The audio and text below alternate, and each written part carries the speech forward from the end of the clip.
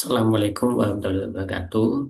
Nama saya Ahmad Sofyan Mustafa dari Prodi Informatika dengan NIM 2504010208086. Untuk memenuhi tugas UTS kali ini,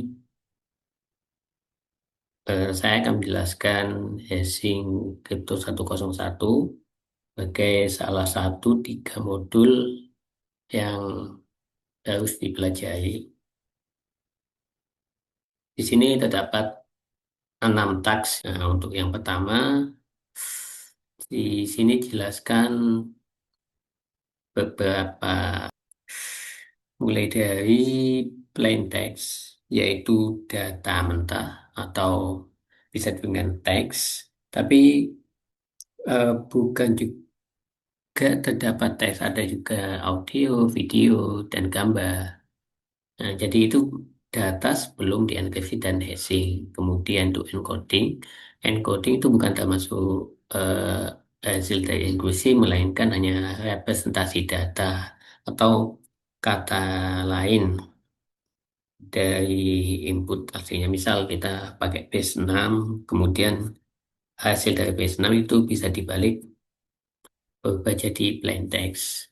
Kemudian hash itu adalah output dari fungsi hash. Kemudian ada brute force itu merupakan metode attacks pada kriptografi dengan mencoba berbagai password dan key. Jadi percobaannya itu sangat banyak sekali dan memakan waktu yang banyak. Kemudian ada crypt analysis, yaitu analisis pada kriptografi untuk mencari kelemahan dari suatu algoritma. Nah, di sini ada pertanyaan yang pertama, yaitu apakah base 64 termasuk enkripsi atau encoding? Jawabannya termasuk encoding, seperti penjelasan di atas.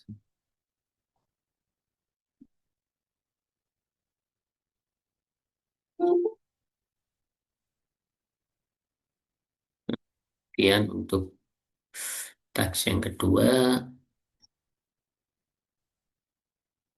di sini jelaskan itu hash function itu berbeda dengan enkripsi. Tidak ada key yang digunakan, eh, jadi itu hanya satu arah dan sangat sulit sekali untuk ditemukan inputnya dari output. Hmm. Phishing itu biasanya digunakan untuk verifikasi password. Yang kebanyakan memang digunakan untuk konteks password. Kemudian ada collision. Collision itu merupakan dua input yang berbeda bisa saja menghasilkan output yang sama. Di sini dijelaskan ada namanya pigeonhole effect. Yaitu bisa dianalogikan terdapat 128 burung dan 96 kandang. Nah, ada kemungkinan lebih dari satu itu menempati kandang yang sama. Dan pada masa ini MD5 dan SH1 sudah terdapat collision, jadi sudah tidak aman lagi. Tapi jika digabungkan MD5 dan SH1 ya mungkin menghasilkan, bukan mungkin tapi hasilnya itu berbeda jika hanya salah satu saja. Kemudian di sini ada tiga pertanyaan. Yang pertama itu apa output size byte dari MD5 hash function? Kita bisa riset eh,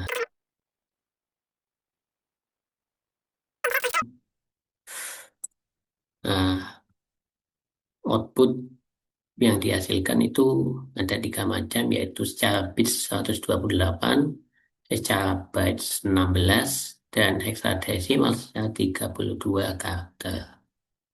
Nah, di sini yang dicari adalah bytes, berarti jawabannya adalah 16. Untuk yang kedua,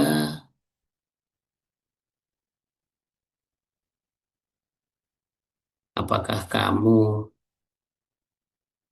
bisa mengabaikan collision?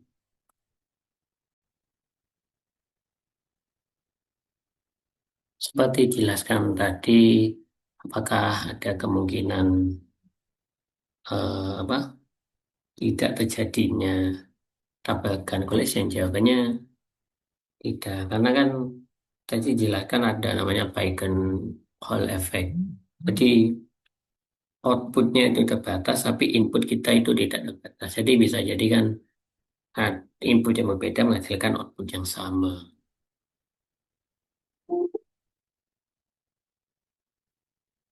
Kemudian yang ketiga adalah jika kamu punya 8 bit hash output, berapa banyak kemungkinan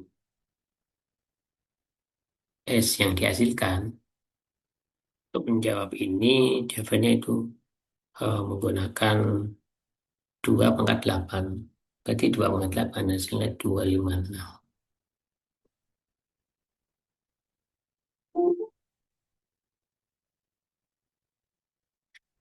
Selanjutnya ada tas yang ketiga.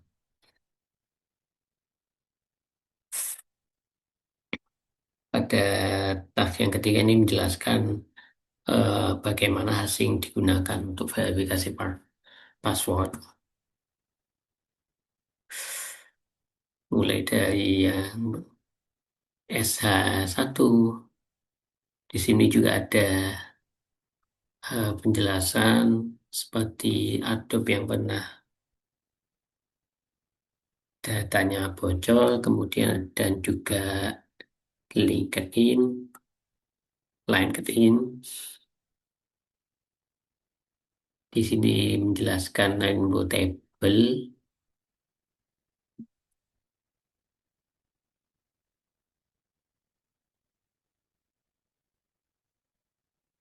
yaitu kumpulan hash dan passwordnya. Jadi kan di sini hashnya apa, hasil dari passwordnya itu apa. Jadi outputnya apa, inputnya apa. Di sini disusun rainbow table untuk mencari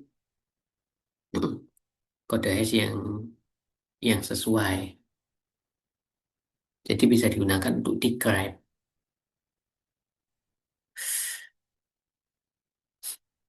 Jadi kamu tidak silakan website seperti ClickStation merupakan yang memiliki data rainbow atau rainbow table yang besar. Jadi bisa untuk mencari hash, kemudian ada 3 pertanyaan yang harus dijawab. Yang pertama, kita harus mencari input asli dari hash ini menggunakan rainbow table secara manual. Nah, tadi kita kan sudah mendapatkan rainbow table-nya di atas yang sesuai dengan kode ini ada di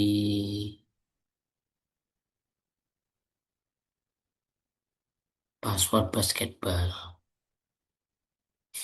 Kita bisa coba melalui cracking online, melalui hashes.com. Apakah hasilnya sama?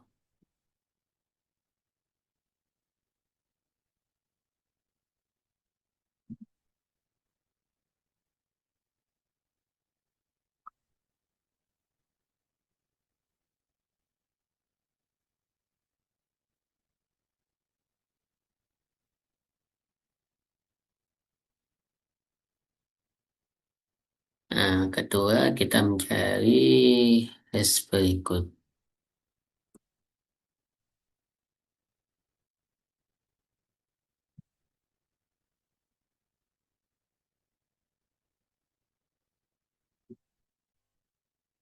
Jika extension tidak bisa, berarti kita coba pakai hashes.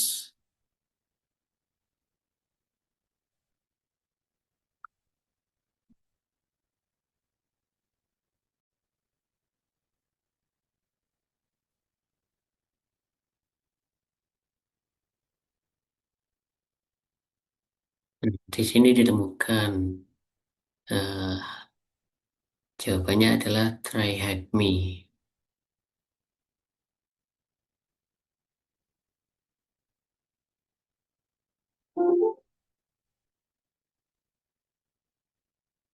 Apakah kamu perlu melakukan encrypt password?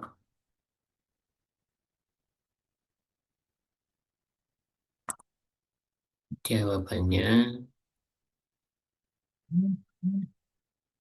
tidak, karena password itu yang harus dilakukan adalah hashing, bukan dienkripsi. Jadi agar tidak diketahui input aslinya. Menggunakan satu A. Kemudian teks yang keempat,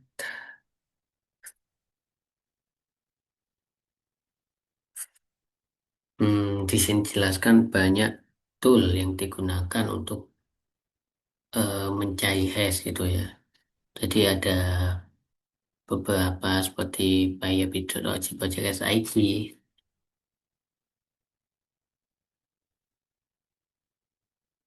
Kemudian di sini terdapat juga standar algoritma. Jadi ada format, round, salt, hash. Ini standar digunakan untuk Unix style, sedangkan Windows password menggunakan namanya NTLM atau varian dari MD5. Nah, pada Linux itu password disimpan, eh, password hash itu disimpan di slash etc slash home. Nah, biasanya hanya diakses oleh root. Nah, sedangkan di Windows, password hash itu disimpan di SAM.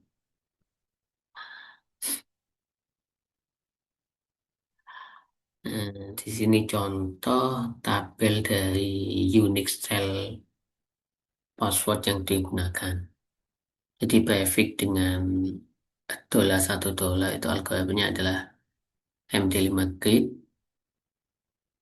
Kemudian untuk prefix atau format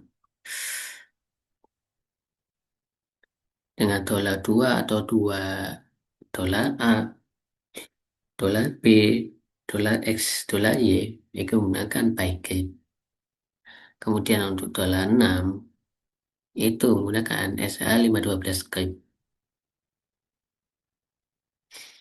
Nah, untuk format password prefix dan hashcat bisa dicari pada hashcat, websitenya hashcat. Kita buka. Nah, di sini dijelaskan nama hashnya dan juga kode, kode dari hash, kemudian contoh-contohnya. Oke, lanjut pada pertanyaan.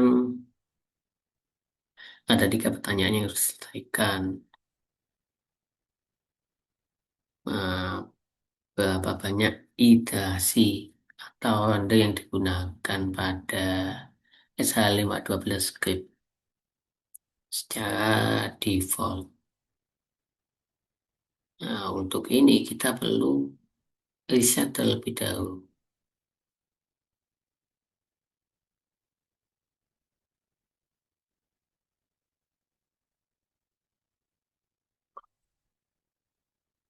Di sini dijelaskan untuk SH512 script dengan Pavik dolar 0 dolar itu bisa sampai 5.000 round. Dan juga seperti artikel-artikel yang lainnya. Jadi jawabannya adalah 5.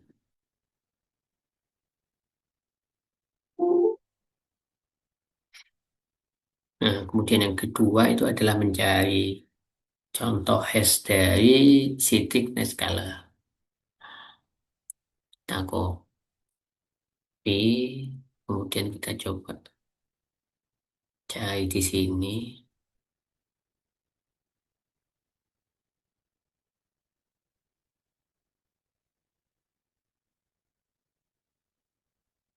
Karena di sini kolom yang sesuai itu sepertinya yang SSA1, kita copy, kemudian paste.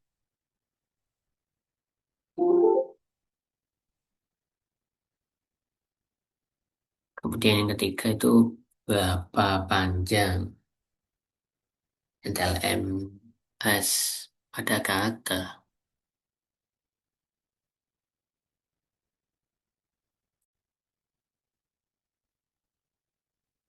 Nah, untuk mengetahui ini kan kita bisa mencari mencari contohnya di example tadi, aja yang DLM.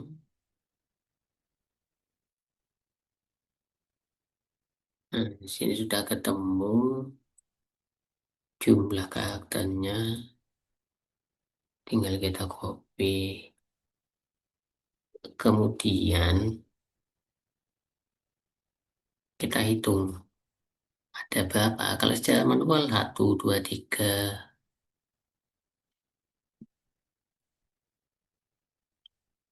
Kita bisa pakai di Excel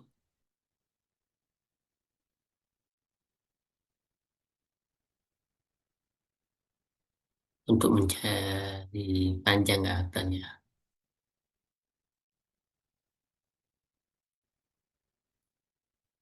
Oke, Excel sudah bisa. Jadi kita ketikkan rumus len dan pilih kolom. Nah, sini sudah ketemu yaitu 32.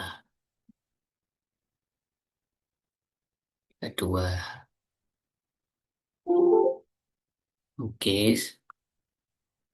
selanjutnya task kelima. Pada task kelima ini kan dijelaskan bagaimana kita cracking password.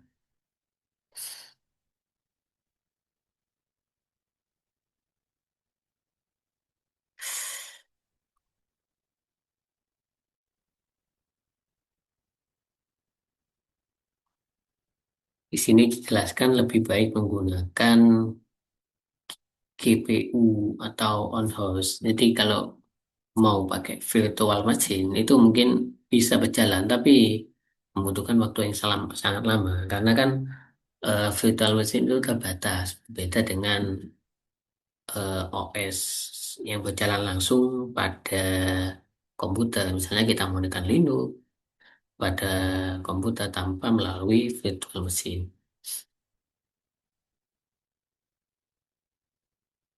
Untuk tools yang digunakan itu ada 3. Yang pertama kita bisa menggunakan online tools seperti PlayStation, Asus.com, kemudian Hashcat, dan atau John Draper. Nah,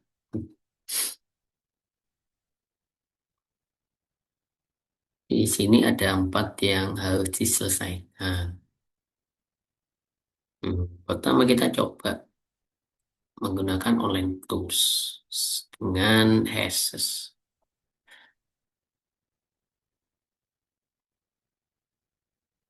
Kita copy, kita paste. 6, 5, 9, 7.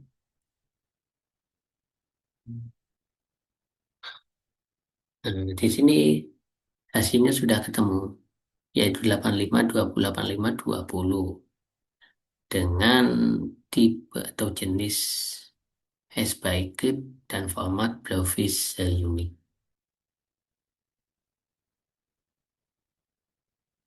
Karena di sini sudah diketahui jenis hashnya, kita juga bisa melakukan melalui Hashcat. Untuk metode Hashcat,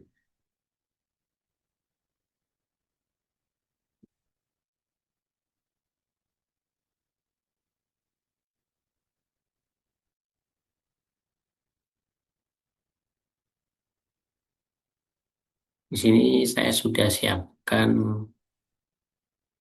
Hashcat pada Windows. Di sini saya juga sudah mempersiapkan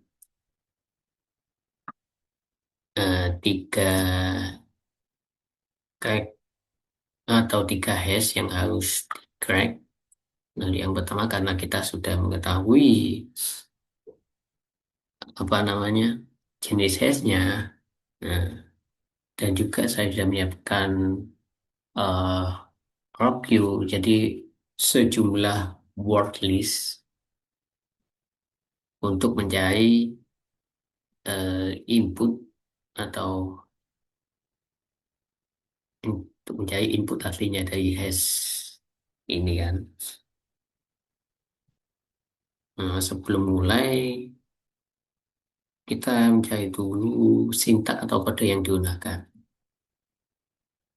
Add, min, help. Nah, di sini ada example command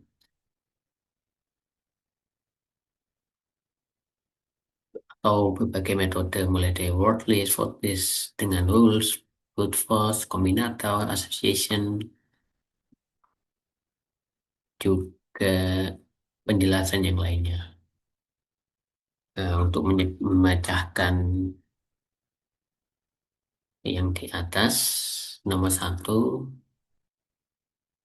kita menggunakan command hash min a, metode attack-nya 0 yang artinya metode attack. Di sini artinya strike, kemudian min m itu jenis hashnya, nah, atau tipenya. Karena tipenya kan sudah diketahui ya, jadi kan kita tinggal mencari kodenya. Nah, kodenya bisa dilihat pada Hashcat Wiki. Nah, karena tadi sudah diketahui kodenya yaitu byte, flip,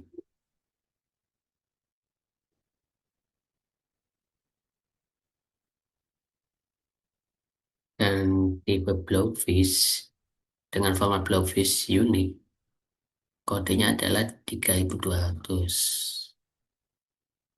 Jadi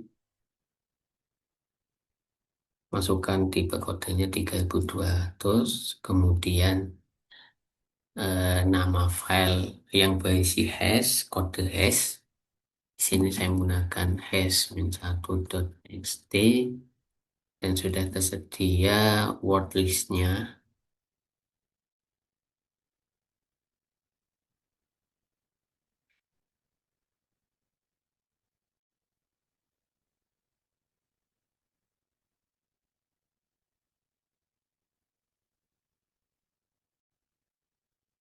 Nah, untuk mengetahui hasil dari S, di sini ditambahkan comment show.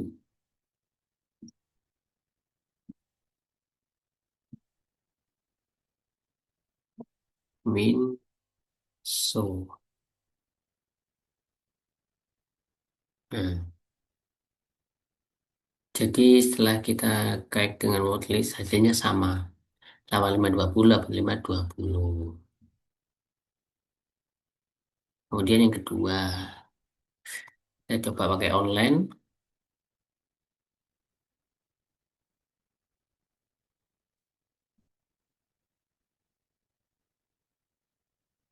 Hasilnya,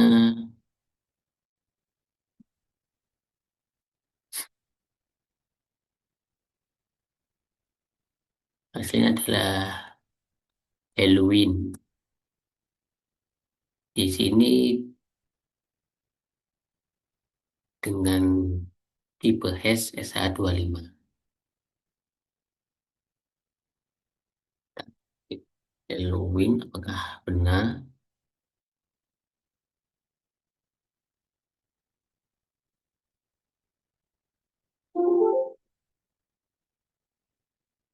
Untuk untuk mencoba yang escape, kita cari dulu. Kita mencari tipe sini tipe hashnya ditemukan SH256. Tinggal kita search SH256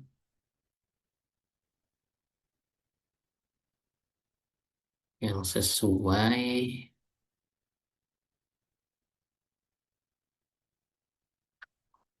Mungkin ada di urutan yang paling atas.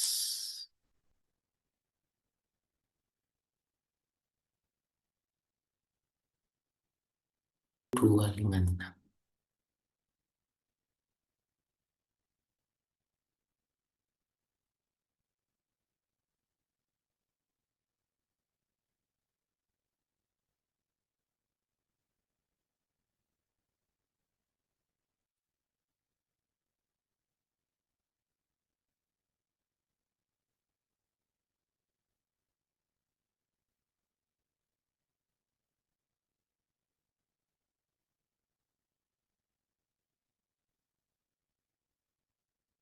Dua lima enam.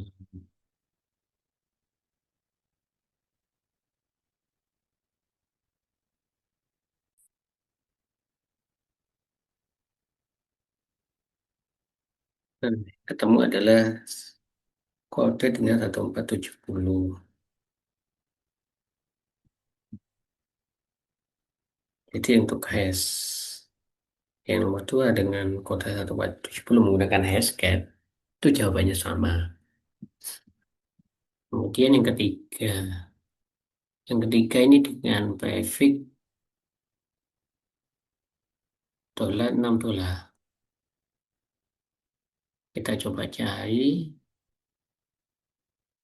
$6. Nah, di sini dijelaskan yang menggunakan $6 itu adalah SH512 grid dengan kode 1800. Kita coba pada hashcat,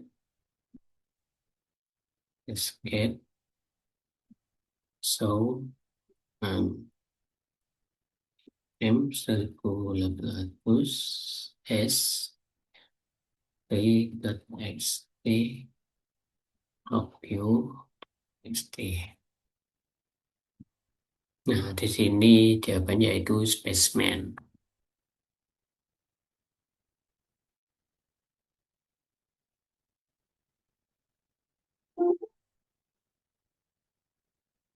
Bagaimana dengan yang online? Kita coba. Kalau tidak ada berarti tidak termasuk pada info tabel yang sudah disimpan pada website ini.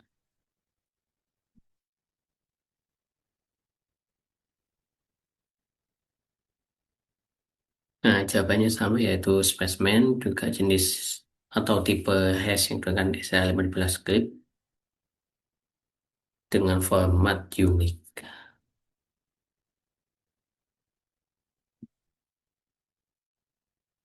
Kemudian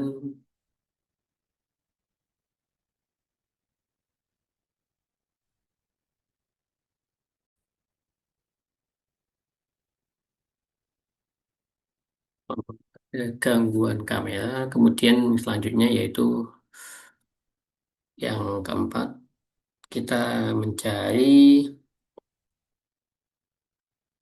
hash ini. Kita coba menggunakan online.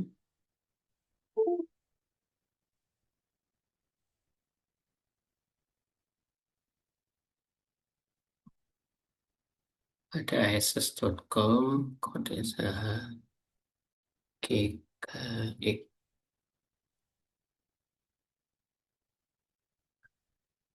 Nah, di sini juga jelaskan hasilnya adalah font for you dengan tipe HSMT5.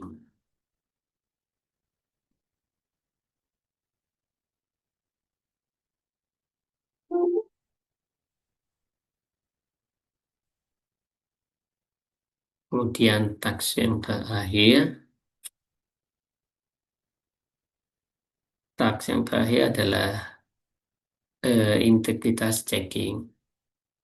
Jadi asing digunakan untuk mengetahui kalau file itu tidak ada perubahan pada datanya. Contohnya itu kita tulis suatu file, kemudian kita bisa checksum pada file tersebut apakah datanya itu sudah berubah atau tidak. Jadi ada dua pertanyaan yang diselesaikan. Oh ya, dan untuk metode yang digunakan itu loh adalah XMAC.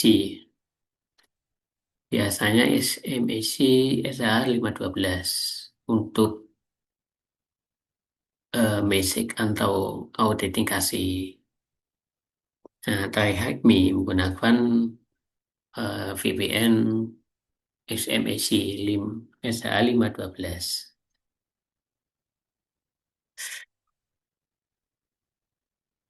Nah, pertanyaannya yang pertama itu kita mencari kode sum dari SH1 pada file AMD64 kali 2019.4. Nah, kita coba buka. Kemudian kita mendownload SH1 SAM.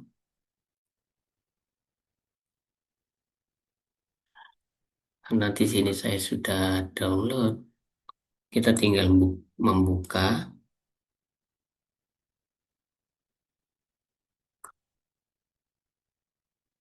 melalui Notepad. Dan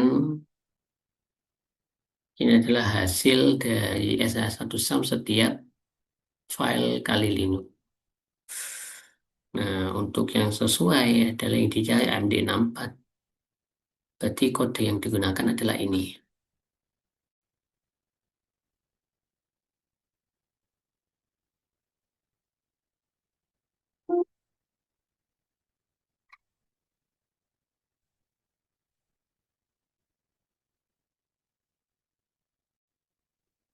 Untuk mengetahui bagaimana sih caranya kita tahu kalau file yang kita download itu asli dan nilai SH sum-nya itu SH1 SAMS itu sama.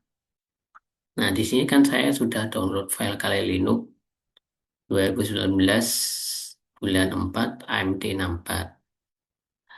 Nah, kemudian kita coba cek. Nah, untuk komennya itu set detail min hash file Kali Linux 2019 min titik 4. Jadi satu detail main hash file, kemudian nama filenya. Kita enter.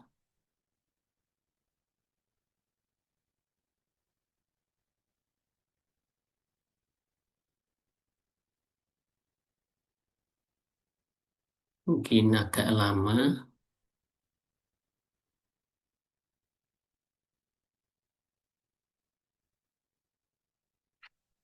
Nah, di sini sudah diketahui. Jadi, kode hash file yang terdapat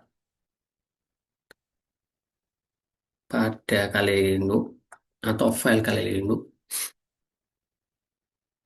kita cek apakah sama. Kita copy terlebih dahulu. Terus coba kita cek di sini.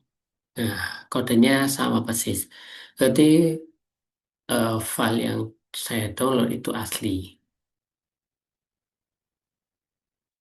Kemudian pertanyaan yang terakhir yaitu kita akan mencari hashcat mode atau kode number pada XMAC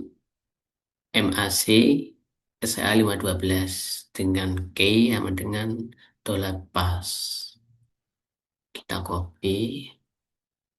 kemudian buka Hashcat Wiki, kita cari. Nah, di sini langsung ditemukan, yaitu kodenya 1750.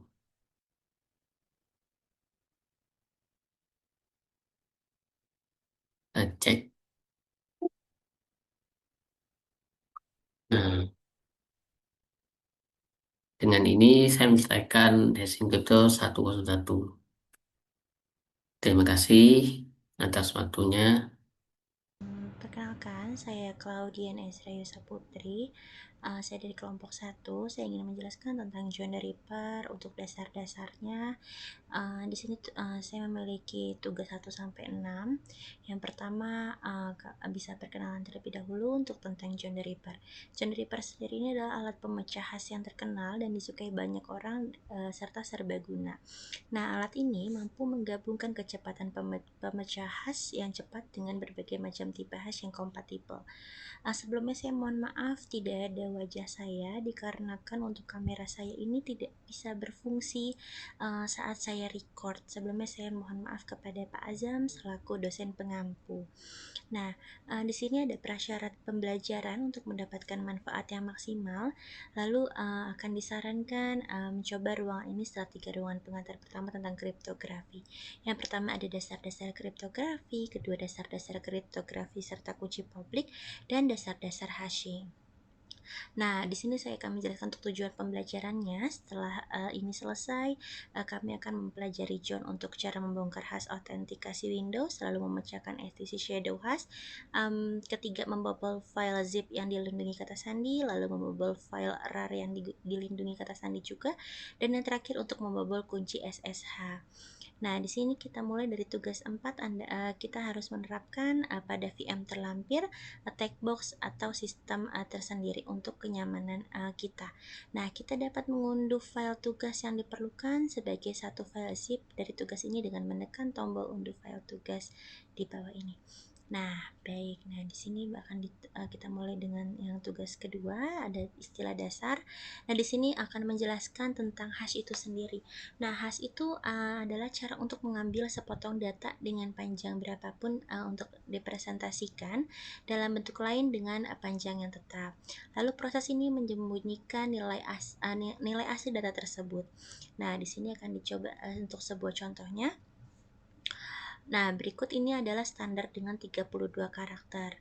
Nah, untuk hash AMD5-nya sudah terlampir di sini dan standar lainnya terdiri 32 karakter.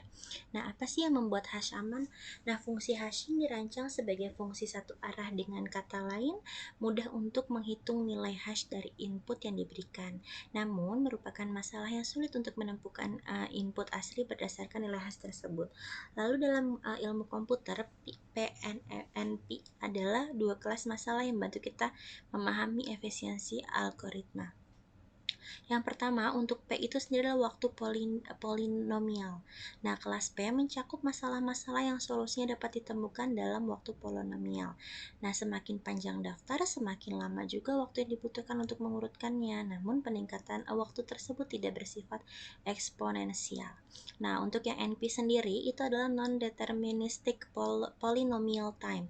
Masalah dalam kelas NP adalah masalah yang solusinya dapat diperiksa dengan cepat. Nah, meskipun menemukan solusi itu sendiri mungkin sulit, bahkan kita tidak tahu apa yang ada di algoritma cepat untuk menemukan solusi tersebut sejak awal. Nah, di mana John masuk? Meskipun algoritma tersebut tidak mungkin dibalik, bukan berarti memecahkan hash tersebut tidak mungkin. Semisalnya, jika kita memiliki versi hash dari sebuah kata sandi dan mengetahui algoritma hashingnya, kita dapat menggunakan algoritma hashing tersebut untuk membuat hash sejumlah besar kata. Nah, lalu proses ini disebut dengan serangan kamus dan John the Ripper, atau John seperti yang biasa disingkat. Nah, ini adalah alat untuk melakukan serangan brute force cepat pada berbagai tipe hash. Baik, nah di sini ada pertanyaannya. Versi panjang dari John the Ripper tersebut yang paling populer itu adalah Jumbo John. Nah, untuk yang tugas ketiga, kita untuk menyiapkan sistemnya. Nah, di sini sepanjang kegiatan ruangan ini, versi Jumbo John itu dari John the Ripper, dan daftar kata sandi itu adalah Rock You. Baik, nah untuk instalasinya John Deere Reaper itu didukung di banyak sistem operasi, bukan hanya distribusi Linux saja. Baik, nah sebelum kita membahas lebih lanjut, ada beberapa versi John nih, yaitu distribusi inti standar dan beberapa edisi komunitas yang memperluas fitur dari distribusi John asli. Baik, nah di sini kita akan bahas tentang Attack Box dan Akali. Untuk Jumbo John sendiri sudah terpasang pada mesin virtual yang terhubung dan pada Attack Box.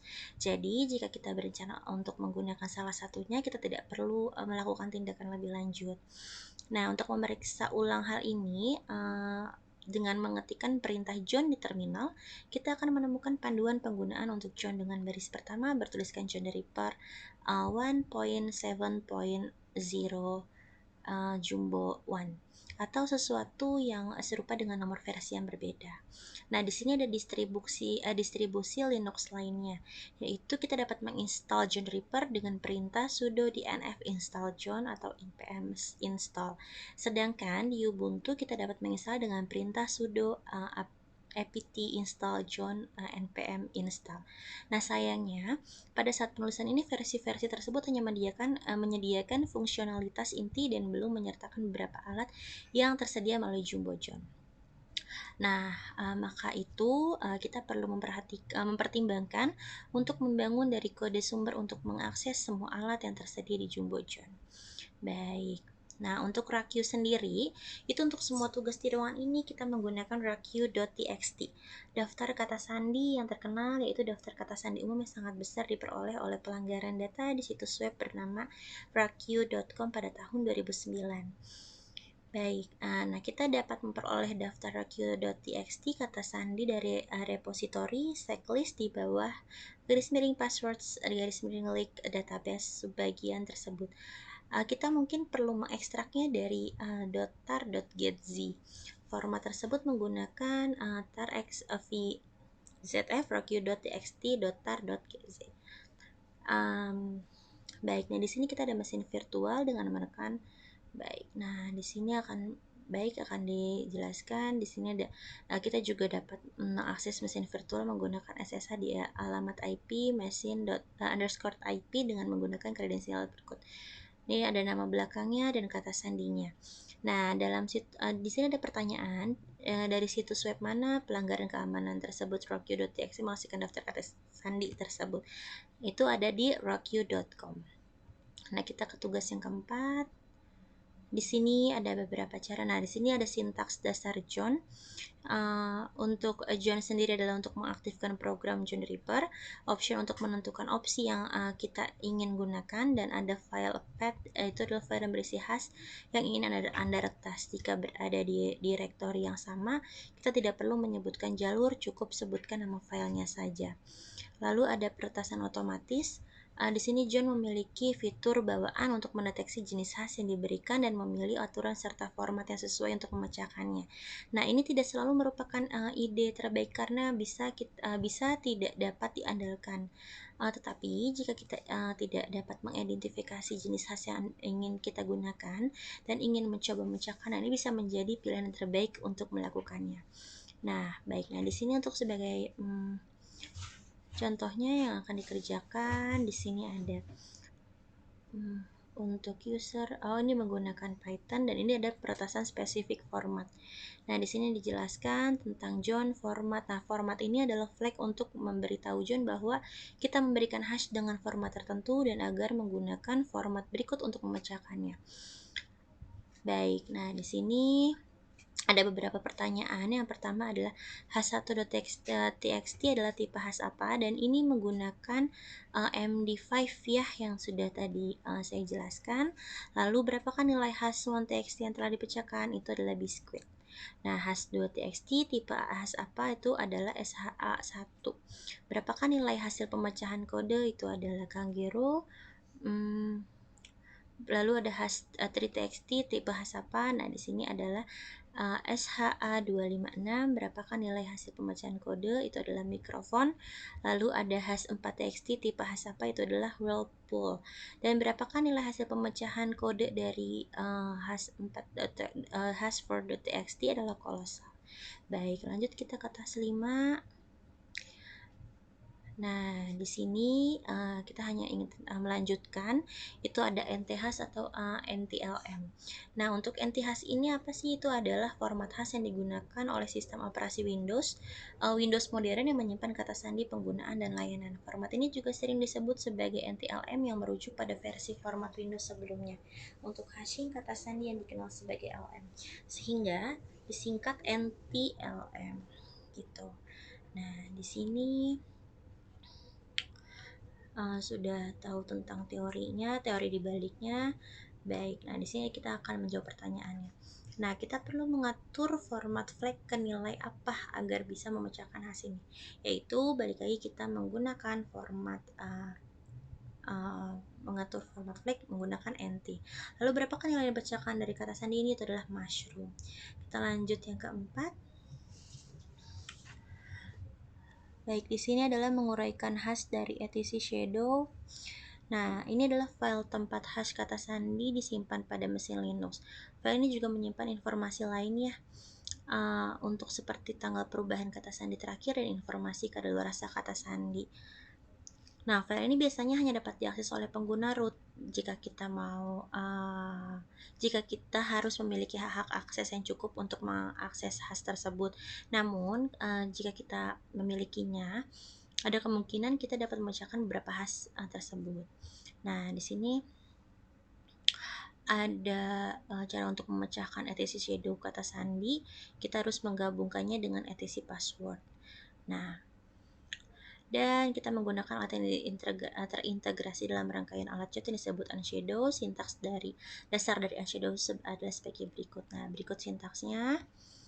Lalu di sini ada pertanyaannya, apa kata sandi root? Nah, untuk hasil dari semuanya itu kata sandinya adalah 1, 2, 3, 4. Baik, mohon maaf sebelumnya jika banyak salah kata dan ada yang terlewat. Sekian dari saya untuk penjelasan dari taks 1 sampai 6 untuk John the Ripper, the basics. Selebihnya maaf, terima kasih. Perkenalkan, nama saya Raden Farhanudin dari kelas IF 505. Untuk UTS Kriptografi dan Steganografi, saya mendapatkan tugas modul John the Ripper bagian basic. Kemudian untuk taksnya dari taks 7 sampai 12. Mungkin langsung saja kita ke taks 7. Nah, di single crack mode ini John the Ripper berfungsi meretas kata sandi yang dibuat berdasarkan informasi pribadi, terutama di bagian username. Nah, untuk sintak dasarnya itu di sini sudah dicontohkan ya. Mulai dari kata kunci John, dash single untuk mengaktifkan mode single crack mode, kemudian diikuti dash format hashingnya apa, kemudian file yang akan dilakukan dekripsi gitu dari teks yang terenkripsi ke plain text. Nah, di sini dicontohkan untuk isi dari file hashes.txt itu seperti ini. Jadi filenya harus menggunakan format di sini. Di sini itu adalah username-nya, kemudian di sini adalah password yang sudah hash. Nah, contoh yang ini menggunakan enkripsi raw MD5. Jadi kita coba ya. Kemudian untuk prakteknya kita diminta buka taks 7. Kemudian di taks 7 itu nanti ada sebuah password yang sudah dienkripsi, kemudian ditambahkan dengan user joker. Nah, bisa kita lihat di sini. Saya sudah siapkan ya. Untuk taks 7 itu ada file hash yang ini. Nah, ini juga sudah saya upload ke server ya. Oke, nah untuk akses servernya sendiri saya sudah punya catatan seperti ini. Jadi pertama-tama kita akses servernya dulu. Jadi saya menggunakan SSH. Oke, passwordnya. Oh ya, ini harus menggunakan VPN ya. Oke, saya aktifkan VPN-nya terlebih dahulu. Kita ulang. Ya. Oke. Yes. Oke, kita masuk pakarnya. Nah, di sini kita sudah login ke server yang sudah ditentukan untuk kita uji coba. Nah, langkah berikutnya adalah kita akan mencoba menyelesaikan mencari tahu nih apa sih password dari Joker ini gitu. Nah, setelah kita login, kita clear dulu ya biar mungkin ini. Setelah kita login, nah kebetulan di sini saya sudah mengupload saya belum upload ya. Ntar saya upload dulu ke servernya untuk tagsnya. Sorry. Yes. Oke. Passwordnya itu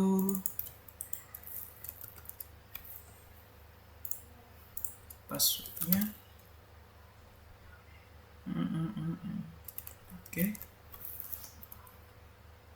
No shut inventory. Oh, sorry, exit. Sorry. Ini di sini. Nah, ini perintah untuk mengcopy ya. Jadi tadi itu karena sudah login jadi tidak bisa. Nah, kita copy ke server. Masukkan password. Ini sedang proses copy. Nanti bisa kita lihat ya di servernya. Oke. Nah, setelah kita mengcopy filenya ke server, kita coba lihat filenya di server. Caranya login dulu ke servernya, kemudian masukkan password. Nah, di sini kita bisa ketikkan perintah ls untuk melihat listnya. Nah, di sini sudah terupload. Oke, nah saya buka dua terminal saja untuk memudahkan navigasi. Oke, saya di sini login, masukkan passwordnya.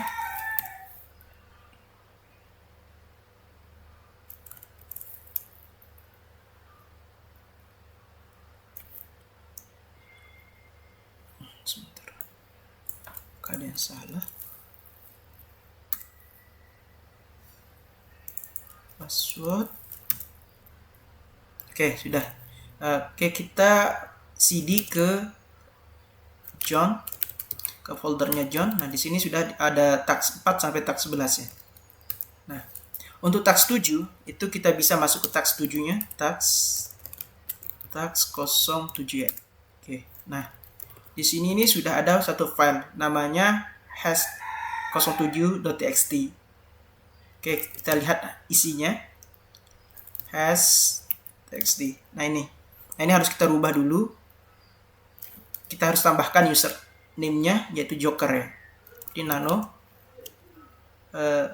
hash. Oke. Di sini sesuai yang di sini ya. Jadi dia minta Joker. Oke, kita masukkan di sini Joker.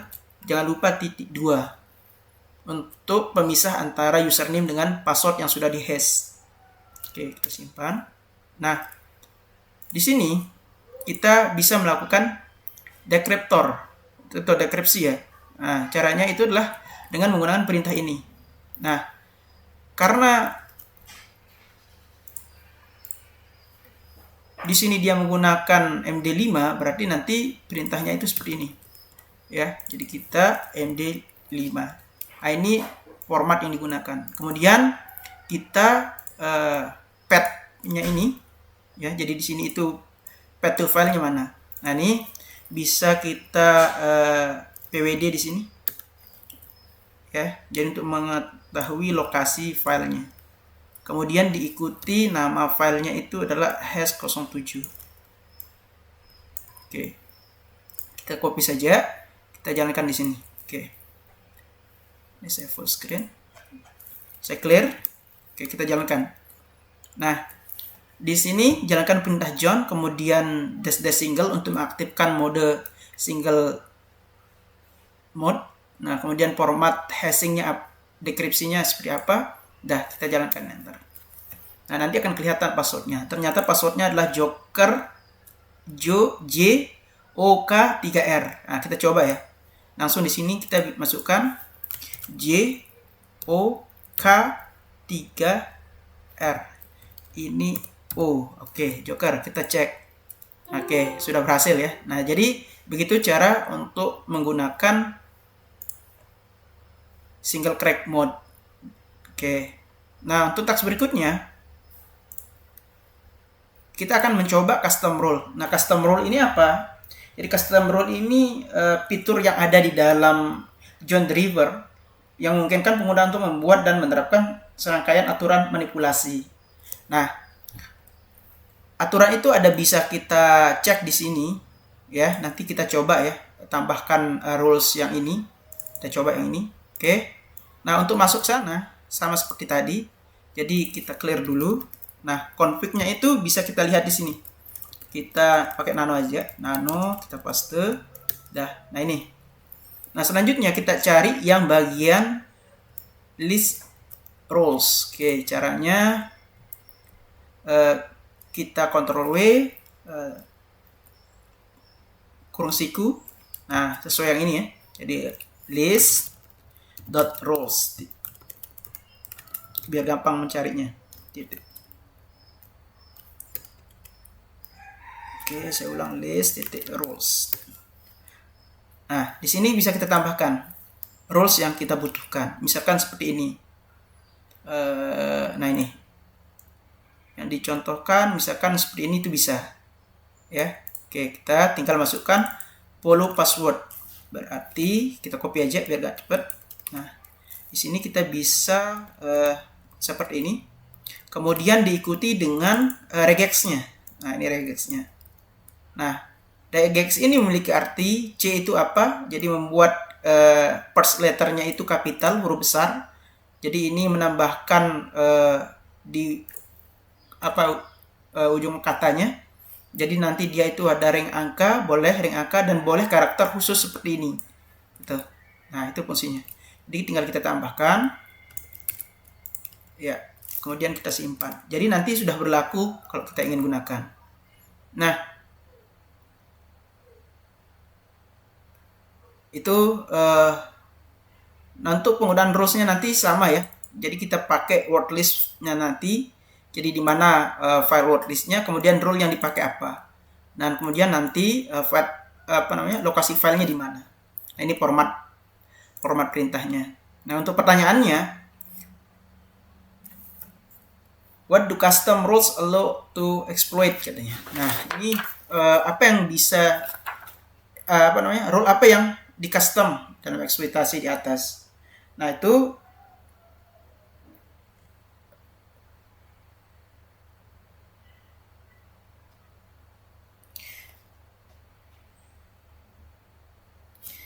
yang diizinkan itu ada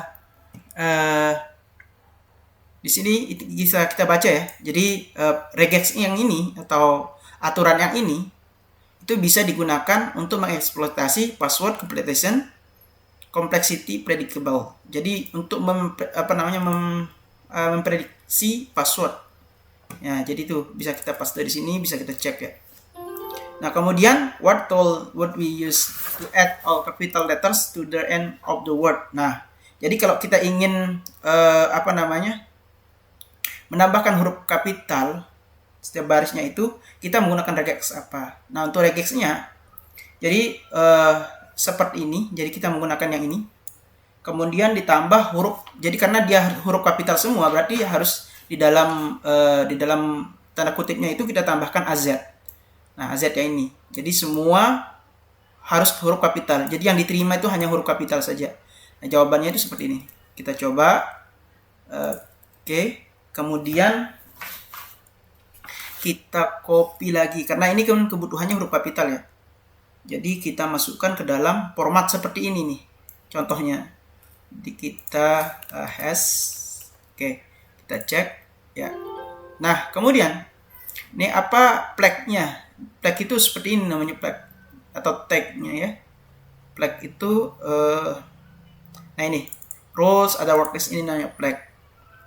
Yang digunakan untuk memanggil ya custom the rules. Nah, jadi untuk memanggil custom the rules itu kita bisa menggunakan tag rule. Jadi di depannya itu ada kata rule ya. Berarti kalau kita ingin memanggil jika nama rules-nya itu temp rules, maka di sini kita bisa panggil dengan rule sama dengan thm rules. Oke, kita cek. Siap. Nah, jadi untuk task 8 sudah kita selesaikan ya. Oke. Untuk berikutnya, custom crack path jadi selain digunakan untuk single crack mode, kita juga bisa menggunakan John the Ripper ini untuk mengcracking password dari file zip. Nah, untuk formatnya itu kita bisa menggunakan perintah zip to John. Nah, ini untuk memecah code-nya sehingga nanti berupa file yang masih dalam bentuk hash, dan kita akan menggunakan John word list ini untuk mengecek passwordnya apa. Oke, kita langsung eksekusi. Nah, di sini sebentar. Kita ke task berapa nih?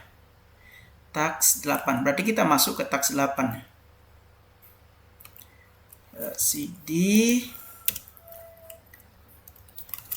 task 08. CD task 09 ya, sorry. 09. Nah, di sini sudah ada file secure.zip. Nah, kita ingin tahu nih passwordnya itu apa, gitu. Kita ingin tahu passwordnya apa. Nah, caranya bagaimana? Caranya adalah kita pertama-tama kita harus merubah passwordnya itu ke dalam format yang bisa dibaca oleh John ini nantinya, gitu. Nah, caranya kita jalankan perintah ini, ya. Jadi zip John, nah zip filenya apa, kemudian outputnya apa. Oke, kita coba ya. Jadi ini pwd, kita sama seperti tadi. Ini 09, kemudian nama filenya secure ya, secure.zip, ini 09, biar gampang. Nah, perintahnya itu apa? Zip filenya ini, kemudian zip st-nya. Oke, kita paste aja biar cepat. Nah, zip John, kemudian ini saya hapus. Salah. Ini saya taruh di sini. Oke, formatnya ini dihapus. Nah, ini perintahnya. Jadi ini path-nya, kemudian nanti hasilnya itu akan kita simpan di sini. Oke, kita taruh di sini ya. Jadi file yang ini belum ada ya, zip ini. Kita coba eksekusi. Oke, nah nanti akan muncul filenya yang zip ini. Nah, kalau kita lihat hasil zipnya itu ls ya, cat zip hash. Nah, dia masih posisinya itu dalam posisi hashing. Nah, kita ingin tahu apa sih passwordnya, isi dari password ini. Nah, disinilah peran dari John itu. John memiliki sama seperti tadi ya, yang single crack mode. Maka caranya seperti itu. Cuman bedanya kita menggunakan word list. Nah, ini kita bisa menggunakan perintah ini selanjutnya. Oke, selanjutnya kita jalankan perintah ini. Artinya nanti di sini itu merupakan kumpulan password ya yang akan dicoba untuk membuka file, decrypt password dari file zip hash tadi, gitu ya. Oke, saya copy paste txt ya. Oke, nah di sini passwordnya 123. Nanti kita coba ya. Oke, yang penting kita tahu dulu passwordnya 123. Oke.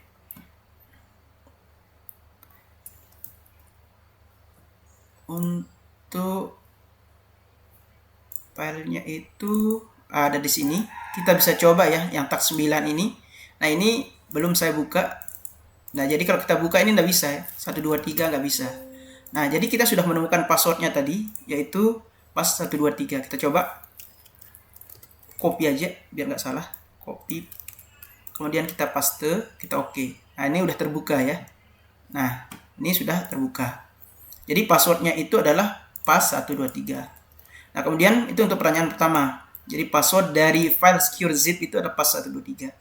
Nah, kemudian apa isi dari file zip itu? Ya. Nah, isinya itu adalah ini. Nah, ini supaya kita copy aja. Ya. Ini belum kita cek. Ini juga kita cek. Ah, ini salah nih. Apa? Bentar. Apa yang mau diketik ya? THM. Kita ketik.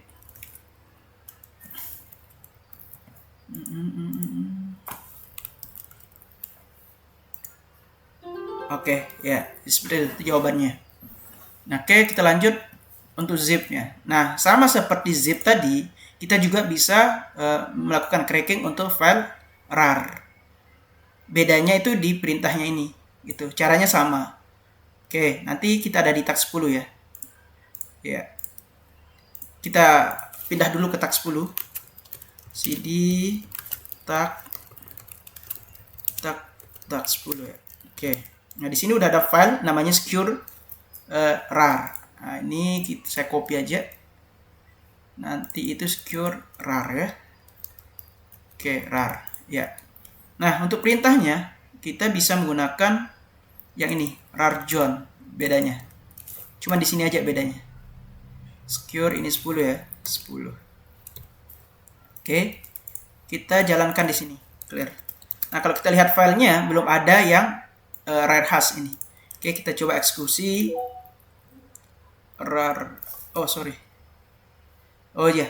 Jadi dia tidak bisa melakukan seperti ini. Jadi harus menggunakan pad-nya. Oke, kita ganti pakai pad. Oke, ls. Nah, ini di sini sudah ada file rar-nya ya. Yang ini sesuai dengan nama ini. Oke, coba kita cat deh. Kita lihat isi dari file rar_hash-nya. Nah, ini seperti ini. Jadi passwordnya masih seperti ini. Nah, sama seperti yang tadi. Jadi kita menggunakan John ini ya untuk mencari tahu isi passwordnya itu apa. Plain text dari ini itu apa sih gitu. Ya, oke. Kita cari tahu, tinggal kita copy aja yang ini perintahnya. Kita jalankan. Jangan lupa John ya. Oke, kita tunggu. Nah, di sini sudah tampil ya passwordnya, yaitu password. Oke, kita coba di sini apakah benar ya. Password di tag 10 itu password. Kita coba ya. Password. Kalau kita pakai password 1, nah ini tidak bisa. Jadi kalau kita pakai password saja, nah ini bisa. Oke. Kemudian ini saya keluarin dulu biar nggak double.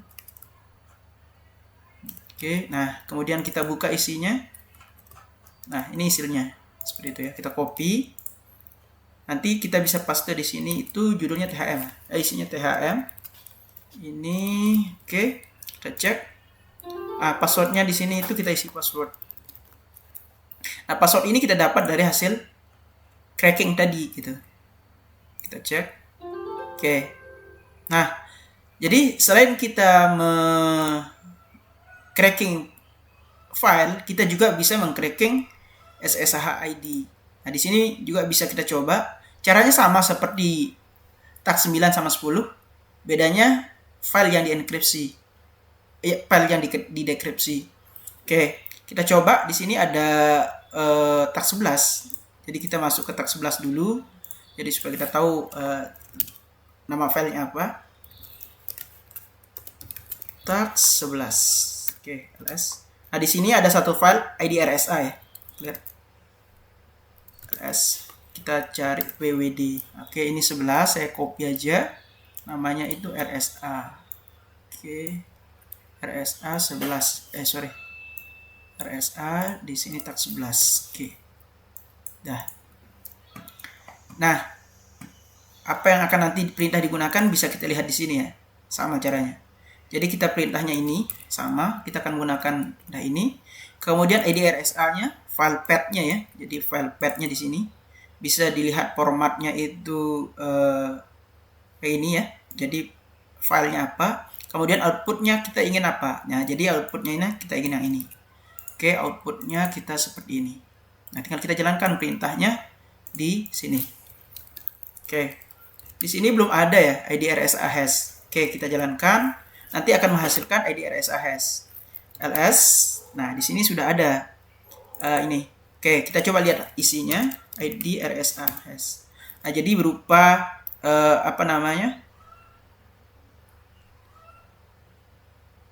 ID RSA yang sudah di hashing. Nah, kita gunakan John untuk melakukan dekripsi.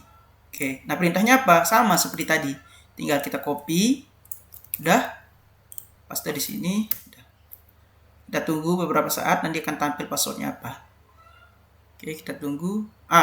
Jadi di sini sudah tampil passwordnya Mango. Oke, jadi apa passwordnya? Jawabannya adalah Mango. Mango. Oh, Mango. Oke, kita tes. Oke, jadi selesai untuk tag 11. Nah, untuk selanjutnya itu apa ya tidak ada. Tinggal kita cek saja sudah selesai. Terima kasih, itu mungkin yang dapat saya sampaikan. Assalamualaikum warahmatullahi wabarakatuh.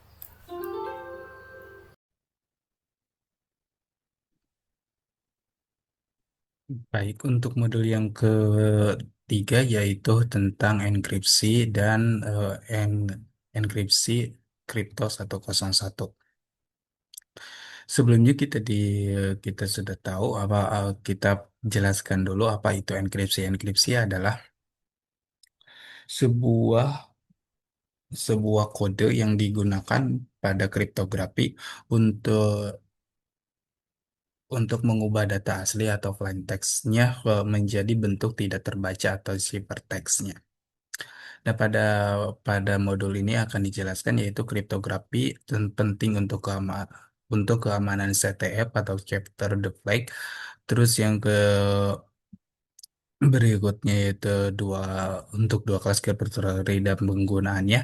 Terus yang berikutnya tentang RSA dan beberapa penggunaan RSA, metode-metode pertukaran kunci, terus catatan tentang masa depan inklusi dengan munculnya kombinasi kuantum. Pada pada modul ini akan mengharapkan beberapa pemahaman tentang alat dan beberapa tools tentang penelitian bagaimana cara menggunakannya sendiri. Dan di sini ada pertanyaan, apakah kita sudah siap untuk belajar enkripsi? Ya, kita udah siap. Terus yang kedua berikutnya yang kedua yang ke tes kedua yaitu tentang tentang kuncinya. Nah, banyak istilah kunci banyak istilah kuncinya digunakan untuk pada pembelajaran Terhekmi untuk hashing ini. Salah satu atau singkatan-singkatan yaitu salah satunya yaitu ciphertext. Yaitu hasil dari mengekripsi sebuah teks biasa atau plain text data yang telah dienkripsi. Terus berikutnya yaitu ada cipher. Itu sebuah metode untuk mengenkripsi atau mendekripsikan data. Cipher modern bersifat kriptografi, tetapi ada banyak cipher non-kriptografi seperti Kesar. Terus yang berikutnya plain text. Plain text yaitu data sebelum dienkripsi sering berupa teks tetapi tidak selalu bisa berupa tapi tidak tidak selalu teks ya. Ada juga bisa beberapa foto atau file lainnya. Terus berikutnya yaitu encryption. Encryption yaitu mengubah data menjadi ciphertext atau menggunakan cipher. Terus berikutnya encoding. Encoding yaitu tidak bersifat enkripsi, hanya untuk representasi data seperti base 64 dapat dibalik secara langsung.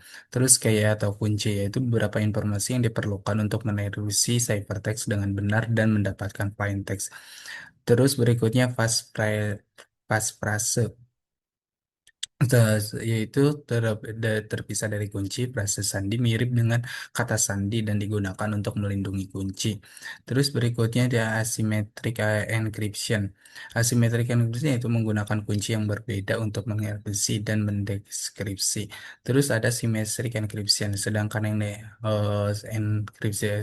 yang symmetric encryptionnya menggunakan kunci yang sama untuk mengenkripsi dan mendeskripsi. Jadi salah satu bedanya yaitu asimetrik dan simetrik. Berbeda ya, kalau asimetrik itu kuncinya berbeda antara penerima dan pengirim. Kalau simetrik itu sama kuncinya. Terus berikutnya ada brute force. Menyerang kriptografi dengan mencoba setiap kata sandi yang berbeda atau setiap kuncinya berbeda. Terus ada kriptanalisis, yaitu menyerang kriptografi dengan menemukan kelemahan dalam matematika yang mendasarinya. Sebagai contoh di sini ada Alice dan Bob. Alice dan Bob adalah sebuah nama yang sering digunakan untuk merepresentasikan kepada pembelajaran Trihekmi ini. Nah, di sini ada pertanyaan. Saya udah siap untuk belajar pada room ini. Ya, saya udah siap. Nah, di sini ada pertanyaan. Are SSH case protected with a passphrase or a password? Nah, di sini ada pertanyaannya. eh untuk password itu apa? Nah, di sini kita sudah tahu, udah dijelaskan. Di sini saya udah menjawab ya. Karena karena sebelumnya sudah dijawab, saya tidak bisa direfresh ulang aplikasinya. Websitenya tidak bisa direfresh ulang untuk dikunci, untuk di restart tesnya. Nah, di sini ya, di sini yang ditanyakan untuk kau untuk yang bisa untuk mendeteksi eh, passphrase dan password, saya menjawabnya passphrase.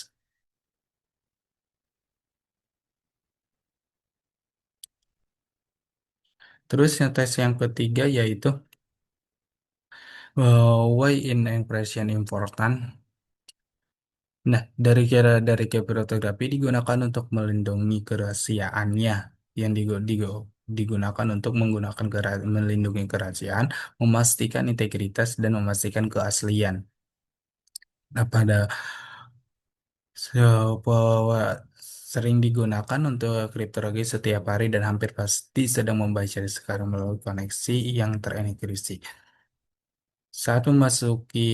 Sebagai contoh, saat memasuki ke tray Hackme ini, kredensial kita dikirim ke server dan ini dienkripsi jika tidak seorang bisa saja menangkapnya jika tidak bisa saja seseorang bisa menangkapnya kita dengan terhubung ke SSH klien dan server akan membangun terowongan enkripsi sehingga tidak ada yang dapat menyadap sesi kita. Nah, saat kita terhubung ke bank, ada yang disebut sertifikat yang digunakan menggunakan kriptografi untuk membuktikan bahwa itu benar-benar kita, bukan peretas. Saat kita sedang mengunduh file,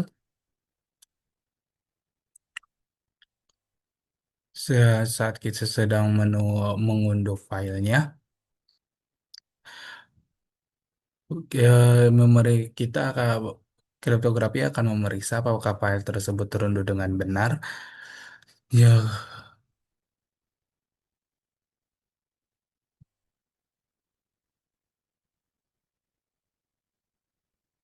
hmm,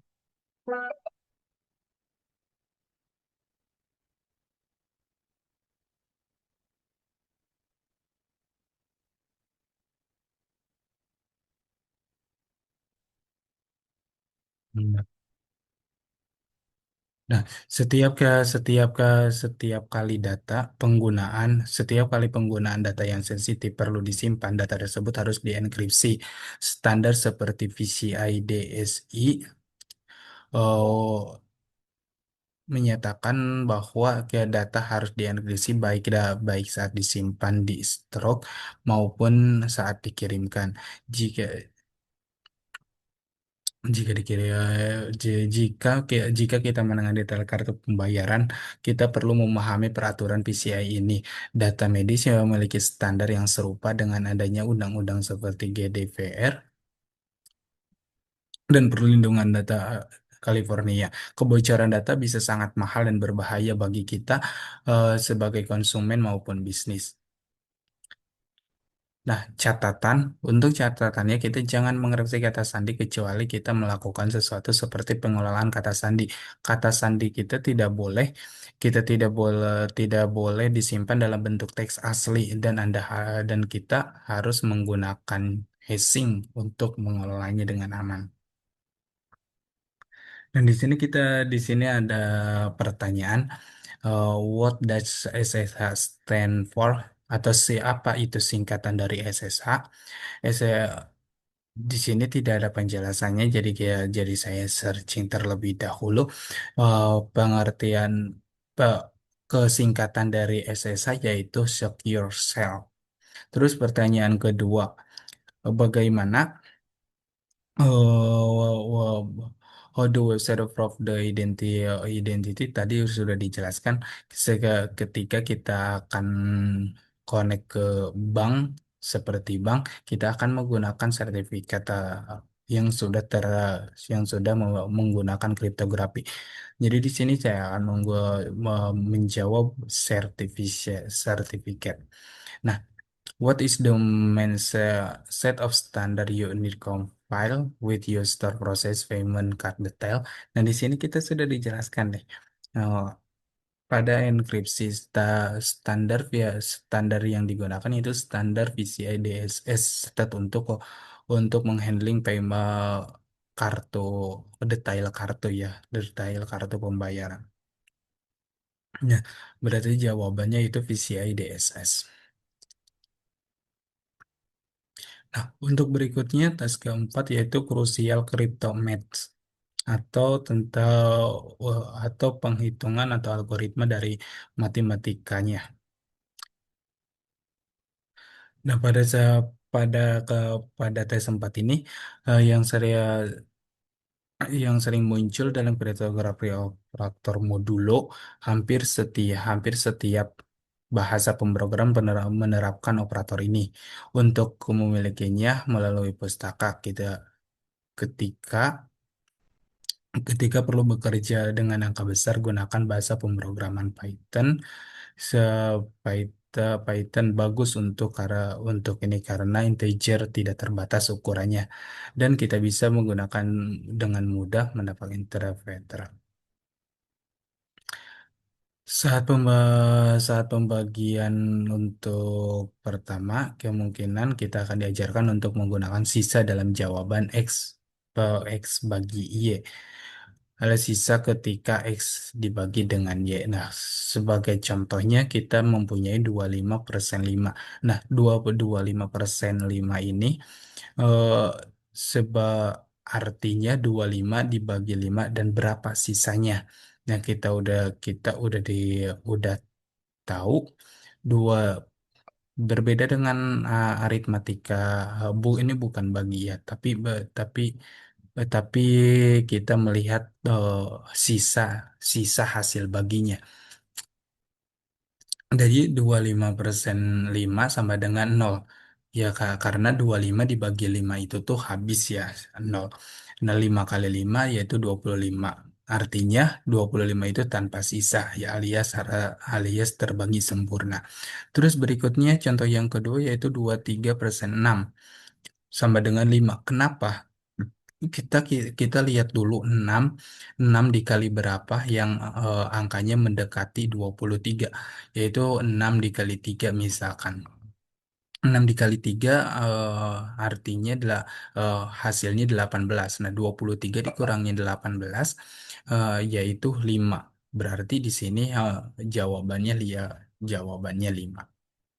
Nah, satu hal yang penting yang perlu diingat tentang modulo adalah bahwa hal ini tidak bisa dibalik. Jika memberikan sebuah persamaan antara X di persen 5 sama dengan 4, ke nilainya tidak akan dan nilainya tidak terhingga. Nah, untuk menjawab pertanyaannya, di sini berapa hasil dari 30/5? Seperti yang sudah dibahas, kita kalau kita dibagi dulu 30 dibagi 5 hasilnya berapa. Kalau misalkan tidak ada, kita cari tahu 5 itu kita pembaginya dikali berapa supaya mendekati dari 30. Nah, karena di sini 30 dibagi 5 6, artinya habis dibagi habis, maka hasilnya 0. Karena 5 dikali 6 yaitu 30 ya. Jadi 30 dibagi 5 karena hasilnya ada ya, karena untuk perkaliannya ada. Nah, terus kita ada soal nomor 2 yaitu 25/7. Ada kita Nah, di sini kita 25/7 kita tidak ada ya. Kita tidak mengetahui, tidak ada angka yang hasilnya terbagi sempurna ya. Jadi kita cari tahu dulu 7 dikali berapa. supaya hasilnya itu mendekati 25. 27 dia kita tahu 7 dikali 3 21. 21. Ya 21 mendekati 25. 25 itu dibagi ya dikurangin 25 dikurangi 21 yaitu hasilnya 4. Maka hasil terbagi sisa hasil baginya yaitu 4. Nah, ini udah angka yang lebih banyak lagi yaitu 1186138842 di persen 99,1. Berapa hasilnya? Nah, di sini saya udah menghitungnya hasilnya 365. Jadi mana 39,11861186138613842 dibagi 99,1 berapa dulu, baru hasilnya kita dikurangin. Terus berikutnya types of tipe-tipe pada enkripsi ya. Pada tipe-tipe enkripsi yaitu terbagi menjadi dua, simetrik dan asimetrik. Pada simetrik dan asimetrik ya. Nah, kalau pada penjelasan sekarang pada perbedaannya dulu yaitu simetrik yaitu dari kunci kunci simetrik yang sama antara pengirim dan pengguna, sedangkan asimetrik itu penggunanya pengguna sama pengirim itu kuncinya itu berbeda ya. Nah, dia ke asimetrik untuk sekarang itu tidak aman karena bukan tidak aman, tapi kurang aman karena karena menggunakan angka yang relatif kecil yaitu antara 128 atau 256 bit kunci untuk AS, DS. Untuk AS dan DS kunci untuk menggunakan 56 bit. Terus enkripsi simetrik pada enkripsi simetrik untuk yang sekarang sangat kuat karena kita menggunakan ada yang namanya public key dan private key. Public key yaitu yang bisa dilihat oleh semua orang, sedangkan private key itu cuman bisa dilihat, cuman bisa ya pengguna yang hanya tahu. Kunci privat ini perlu dijaga kerahasiaannya, makanya disebut kunci privat. Enkripsi asimetrik ini cenderung lebih lambat dan menggunakan kunci yang lebih besar, misalnya RSA yang menggunakan kunci 248 hingga 2048 hingga 4096 bit. Kriptografi RSA dan kurva elips bisa didasarkan pada masalah matematika yang sulit atau tidak terpecahkan yang berbeda yang memberikan kekuatan pada keduanya. Lebih banyak tentang RSA akan dijelaskan nanti ya. Nah, di sini ada ya pertanyaan solute terus DS, yes atau no. Apakah apakah pada apakah DS ini masih aman atau masih layak digunakan? Jawabannya tidak ya. Karena di sini sudah dijelaskan untuk DS itu tidak layak digunakan. Sudah banyak yang tidak digunakan karena hanya menggunakan 56 bit kunci yaitu sedikit ya. Terus apa resolusi apa solusinya untuk menggunakan DS untuk lebih panjang, untuk lebih memperkuat DS ini? Ya, what what was the result of the attempt to make DS more secure so that I should be used for longer? Itu yaitu pada peneliti kriptografi kita biasanya menggunakan triple DS ya, yaitu 3 kali. Jadi 56 dari sini kan DS menggunakan 56 dikali 3. Jadi ada 3 tingkatan DS pertama, DS kedua, DS ketiga. Jadi angkanya lebih besar karena ada perkalian-perkalian, karena dikalikan terus dienkripsi lagi. Terus apakah apakah apakah baik untuk men-share kunci publik? It is okay to share your public key? Jawabannya ya ya, karena publik itu digunakan untuk nge-share untuk share dibagikan ya. Yang berikutnya tes ke-6. Tes ke-6 yaitu RSA atau Reverse Shamir Adelman ya. Nah, RSA didasarkan pada masalah matematika yang sulit, yaitu mencari faktor dari sebuah bilangan besar yang sangat cepat dan mengalihkan dua bilangan prima. Misalnya 17 dikali 23, hasilnya 391. Tetapi cukup sulit untuk mengetahui dua bilangan prima. Nah, prima yang jika dikalikan menghasilkan 1414351. Yaitu untuk referensi 113 dikali 127.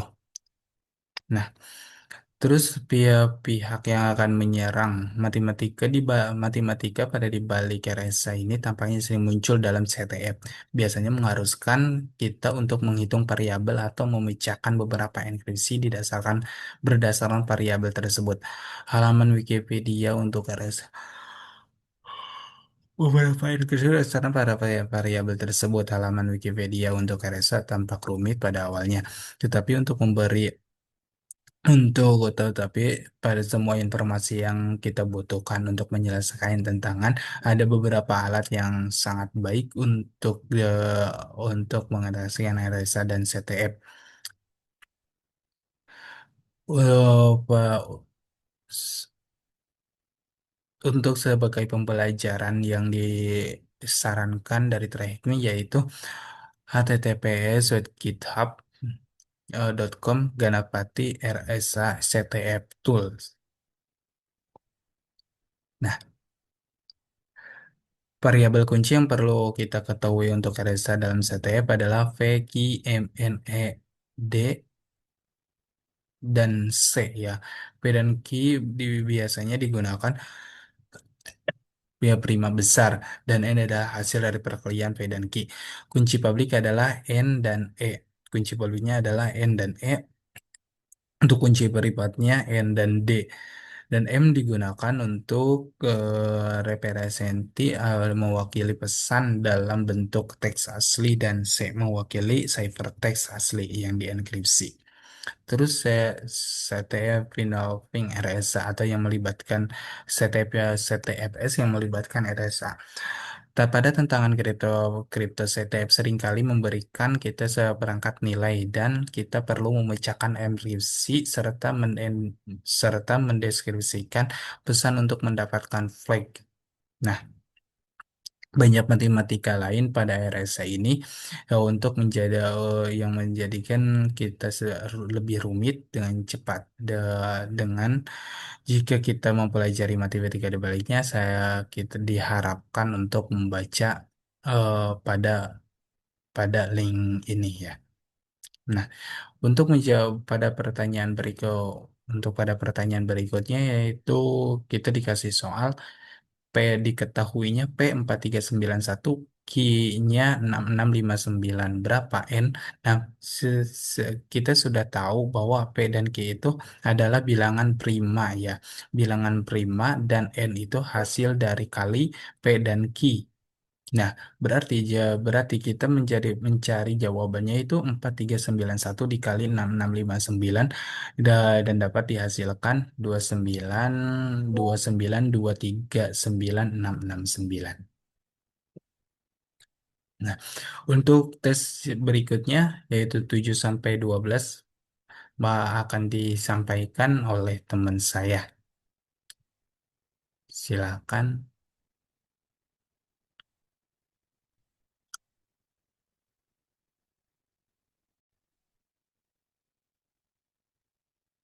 Selamat pagi rekan-rekan, perkenalkan saya Winar Wahyu Wulansari dari kelas IF 505 mata kuliah Kriptografi dan Steganografi. Di sini saya akan menjelaskan pengerjaan pada website royhackme.com modul encryption Crypto 101 dalam rangka mengerjakan ujian tengah semester. Karena UTS ini berbasis kelompok, makanya kita bagi-bagi tugasnya dan kebetulan saya mendapatkan modul encryption untuk task nomor 7 sampai nomor 12. Di teks nomor 7 yaitu tentang membangun kunci menggunakan kriptografi asimetrik. Jadi, asymmetric cryptography itu sendiri itu adalah metode enkripsi yang menggunakan sepasang kunci, yaitu public key dan private key. Nah, kedua kunci ini tuh saling berhubungan. Public key itu boleh diberikan, tetapi private key itu harus dijaga kerahasiaannya. Dalam sistem ini, apa yang dienkripsi menggunakan public key itu hanya dapat dibuka dengan private key, dan sebaliknya. Nah, metode asymmetric cryptography ini tuh cenderung lambat, sehingga pada sistem modern itu hanya digunakan pada tahap awal, dan setelahnya komunikasi itu berjalan menggunakan kriptografi simetrik. Oke, karena kita sudah mengerti bagaimana membangun kunci menggunakan kriptografi asimetrik, kita bisa menjawab soal pada nomor 7, yaitu saya mengerti bagaimana sebuah kunci bisa dibangun menggunakan kriptografi asimetrik. Kita bisa cek. Oke, kemudian yang nomor 8 yaitu tentang digital signature dan certificates. Digital signature sendiri itu adalah cara untuk memastikan keaslian dari sebuah file. Jadi, si pembuat ini tuh bisa menggunakan kriptografi asimetrik untuk membuat tantangan digital atau digital signature, dan siapa-siapa itu bisa memverifikasi keasliannya menggunakan public key. Jika berhasil, maka bisa disebut si file itu tuh adalah otentik. Oleh karena itu, kita bisa menjawab pertanyaan pada nomor 8 dengan soal bagaimana kita memverifikasi sebuah file itu belum dimodifikasi dan masih otentik. Kita bisa isikan digital signature. Kemudian cek. Oke. Kemudian materi nomor 9, yaitu tentang enkripsi dan SSH autentikasi. SSH itu biasanya memakai username dan password, tetapi di beberapa sistem dia memakai SSH key supaya lebih aman. Nah, sistem ini tuh memakai public key dan private key. Seperti yang dijelaskan sebelumnya, private key itu harus dijaga. Dan private key itu menggunakan passphrase untuk mengunci private key itu sendiri. Dan dia itu hanya melindungi key di komputer lokal. Kemudian di sini kita bisa mengerjakan tasknya. Yang pertama, dari si TryHackMe itu tuh merekomendasikan kita mengerjakan task menggunakan virtual machine seperti yang ada di Linux Fundamental 2. Kemudian cobalah untuk menambahkan SSH key dan login menggunakan private key. Soal yang kedua adalah kita diminta untuk mendownload SSH private key yang ada di modul ini. Lalu kita harus mencari algoritma apa yang ada di kunci ini. Dan yang terakhirnya kita disuruh crack passwordnya menggunakan John the Ripper yang sebelumnya sudah dijelaskan oleh teman setim saya dan menemukan passphrase yang ada di kunci tersebut. Oleh karena itu saya sudah menyiapkan modul Linux fundamentalnya. Saya pindah share screen dulu.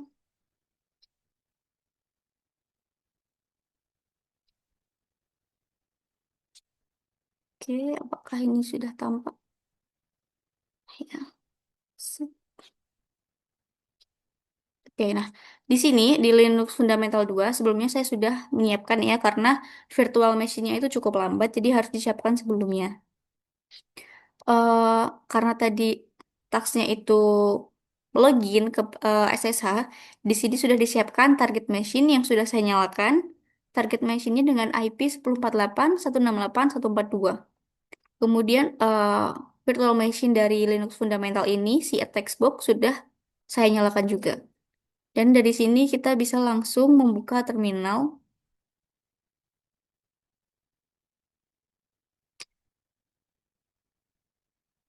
Oke, nah di sini kita bisa nyoba eh, ping apakah terhubung si text box ini dengan si target machine.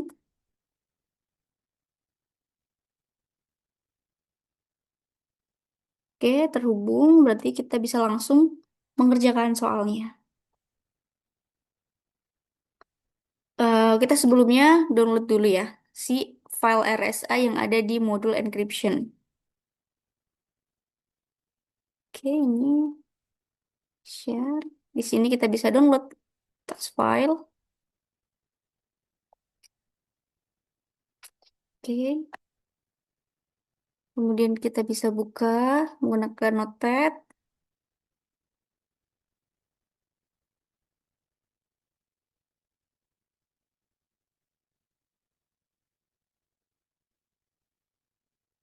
Nah, ini ya si file RSA yang sudah kita download. Kita bisa lihat di sini bahwa dia menggunakan algoritma RSA. Nanti kita akan isikan RSA ini ke soal nomor 9, tapi nanti aja sekalian. Oke, kemudian saya kembali lagi share ke modul. Yap, karena kita sudah download, kita langsung aja membuat si ID RSA ini supaya ada di machine virtual machine si Linux Fundamental. Itu sudah masuk.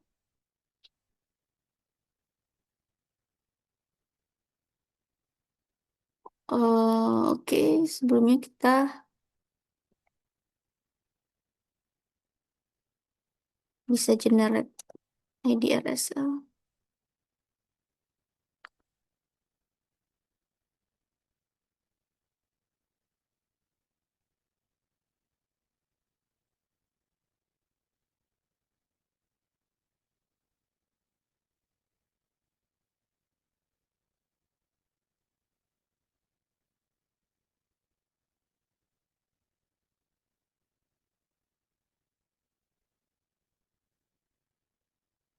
Kita generate dulu. Setting.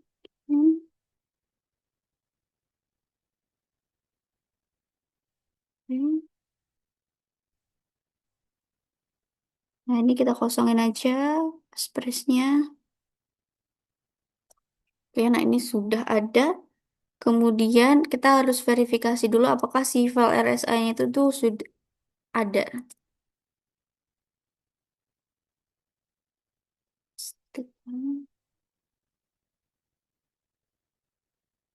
Oke, dia beneran sudah ada di situ.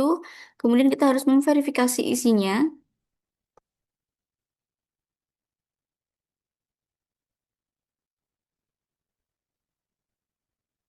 Oke, di sini sudah terlihat ya bahwa isi filenya itu beneran file RSA.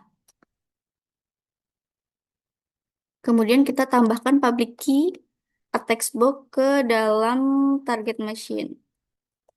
Nah, di sini tuh di modul Linux Fundamental tuh sudah dijelaskan kalau mau login ke SSH-nya itu kita sudah punya username-nya, yaitu username-nya tryhackme.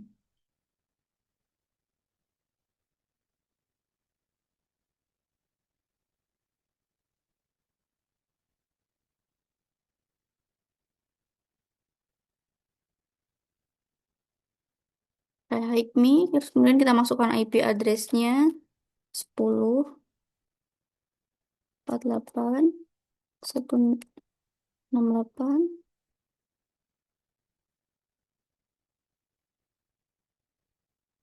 142. Oke, kita enter aja.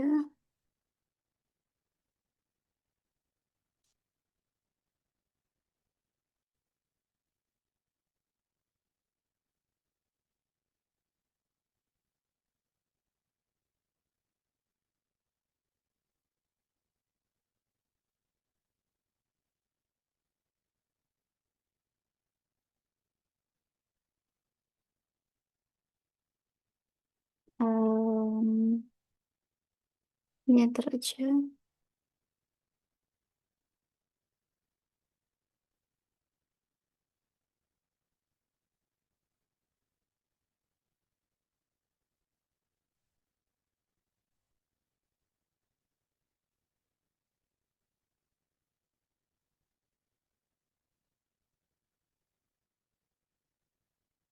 Oke,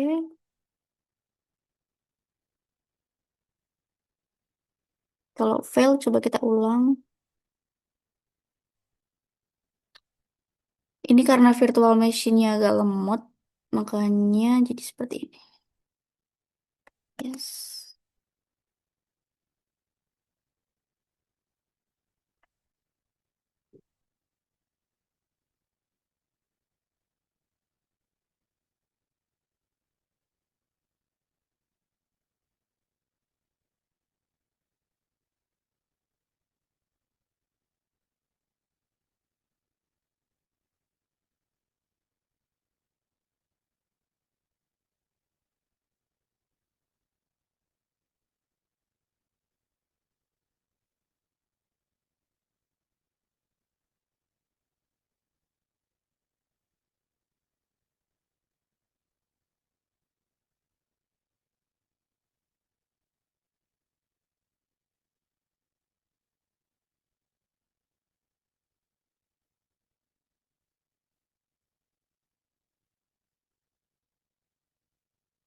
Oke, nah sekarang sudah menambahkan keys ke dalam target machine. Selanjutnya kita masuk ke target machine ya. Pastikan komannya. Karena kalau ngetik satu-satu itu cenderung lambat.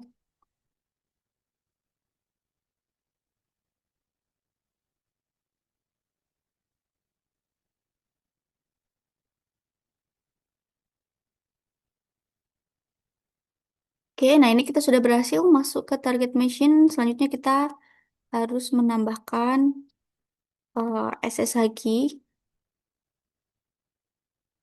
Sama seperti oke.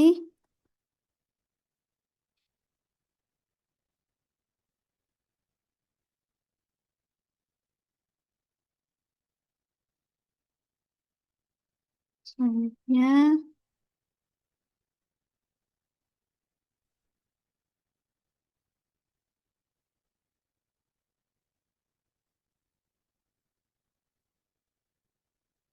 kita kasih no passphrase aja. Hmm, hmm, hmm, hmm. Nah, ini sudah berhasil menambahkan key pada target machine public key. Kemudian selanjutnya kita harus mengcopy public key yang kita punya ke dalam target machine.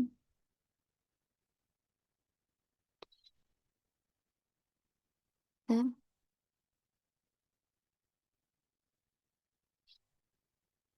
Oke, setelah berhasil menambahkan, kita harus menambahkan si key yang udah kita buat ini tuh ke dalam authorized key.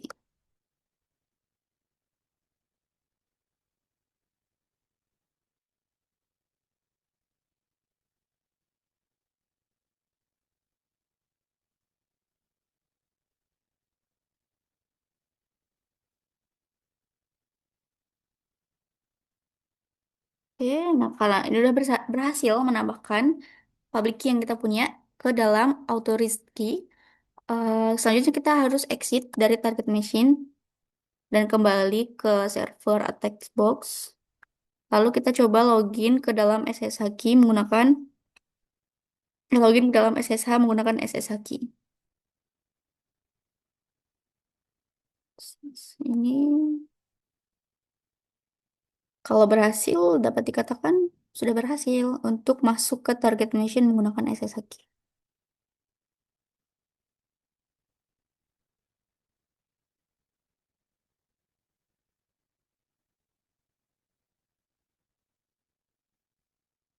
Wait, salah IP address. 142.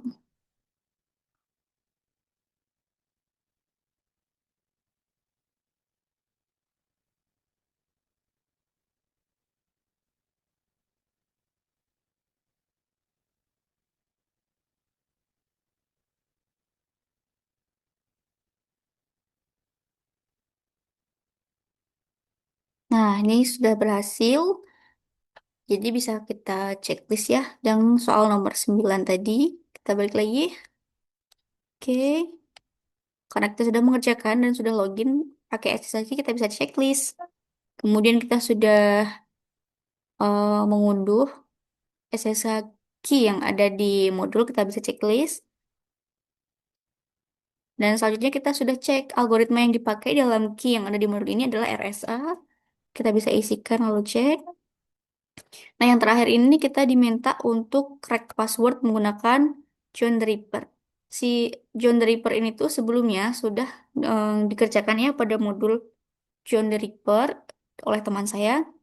Kita bisa langsung memakai ini eh, di modul Linux fundamental juga kita bisa. Kita exit dulu dari target machine. Ini bebas sih target machine-nya mau di terminate atau enggak. Saya di terminate aja supaya lebih ringan. Oke. Nah, ini kita kan belum punya RSA yang udah kita download tadi. Karena belum punya, kita harus menambahkan RSA dulu ke dalam textbook ini. Saya pakai cara membuat file kemudian kita isikan key-nya ke dalam sini. Hmm, oke.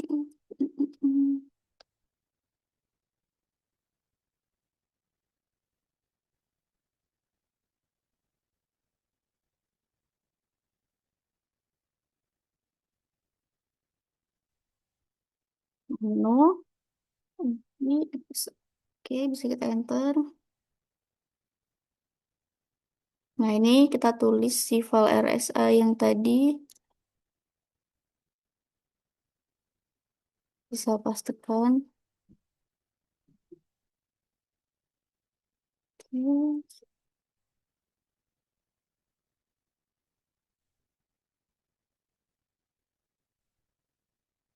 Nah, ini sudah kita buat si file RSA. Selanjutnya,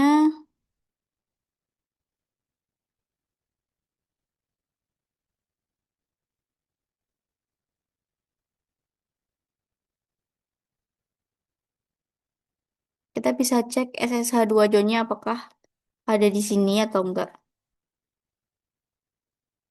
Kalau nggak ada sesuai modul Jode Reaper, kita bisa menggantikan pakai komen seperti ini.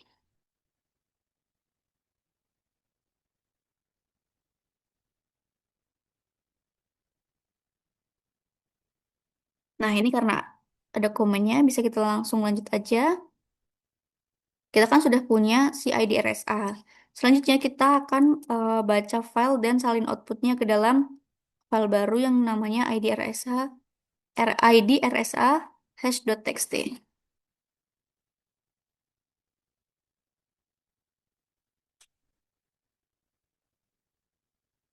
Oke, selanjutnya kita baca hasil outputnya dan crack passwordnya.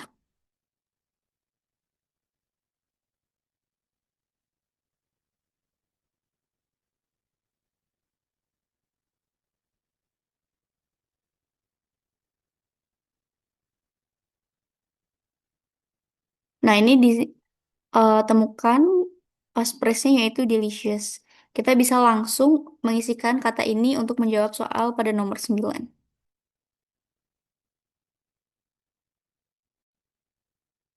Dan kita cek.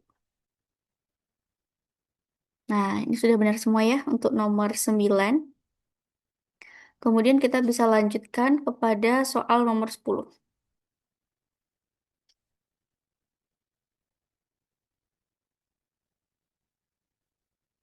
Soal nomor 10 yaitu kita diminta menjelaskan bagaimana konsep Diffie-Hellman key exchange ini.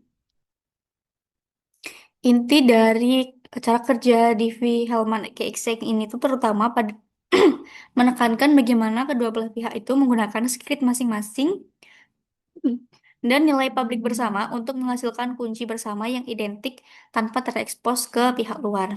Karena kita sudah memahami bagaimana cara bekerjanya CDV-Hellman ini, kita bisa checklist tasknya.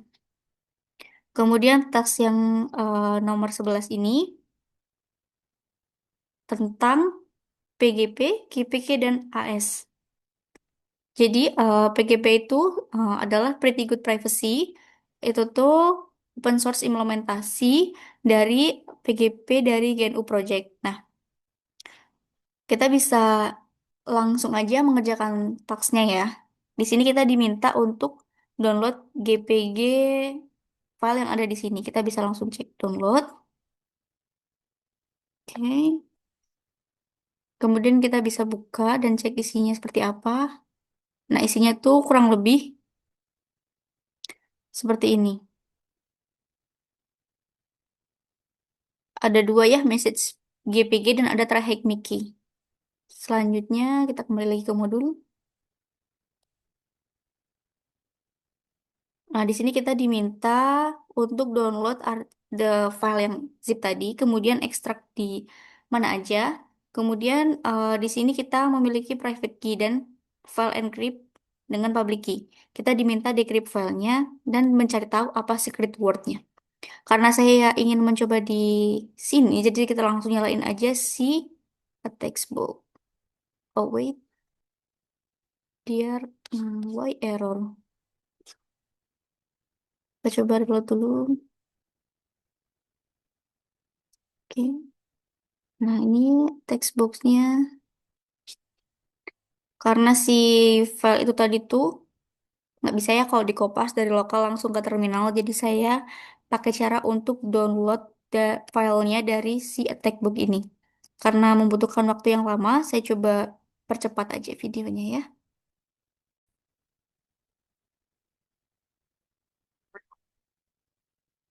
Oke, karena tadi long story short, sudah terdownload filenya ke dalam textbook ini. Saya cut karena memang lambat ya si textbooknya. Nah, sekarang filenya sudah terdownload. Sebenarnya file zipnya ini di pg159 sekian.zip. Kemudian sudah saya ekstrak ke dalam folder tax11. Nih kalau kita buka isinya try Mickey sama give message GPG. Nah, inilah yang akan kita pakai untuk mengerjakan tax11. Kita bisa masuk ke terminalnya juga sekarang.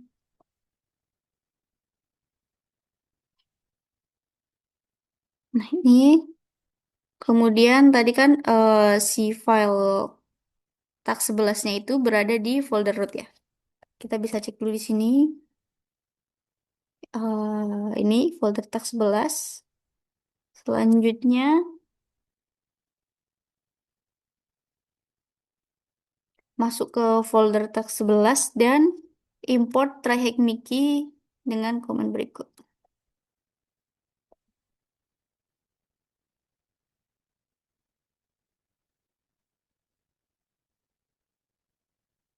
Tekan.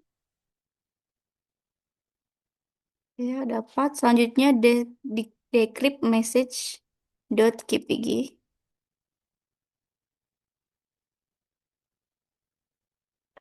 Nah, ini kita dapat ya. Secret word-nya adalah pineapple. Inilah yang kita gunakan untuk menjawab soal nomor 11. Nah, kembali ke try hack me. Oke. Nah, di sini task nomor 11. Karena kita sudah mendownload dan mengekstrak si filenya, kita bisa checklist. Kemudian kita juga sudah mendapatkan secret word-nya yaitu pineapple. Kita isikan. Kemudian kita cek. Oke, betul. Selanjutnya kita mengerjakan task nomor 12 yaitu tentang quantum komputer dan encryption. Jadi quantum komputer ini tuh diperkirakan akan menjadi banyak ancaman bagi algoritma enkripsi karena komputer kuantum ini cukup tersedia nantinya pada 2030 dan algoritma seperti RSA, kemudian elliptic curve cryptography itu dapat dengan cepat dipecahkan karena kelemahan matematisnya terhadap komputasi kuantum. Karena kita sudah memahami, jadi kita bisa langsung checklist pada teks 12. Oke. Nah, sekian penjelasan pada modul encryption Crypto 101. Semoga eh, ilmunya dapat bermanfaat bagi kita semua. Terima kasih.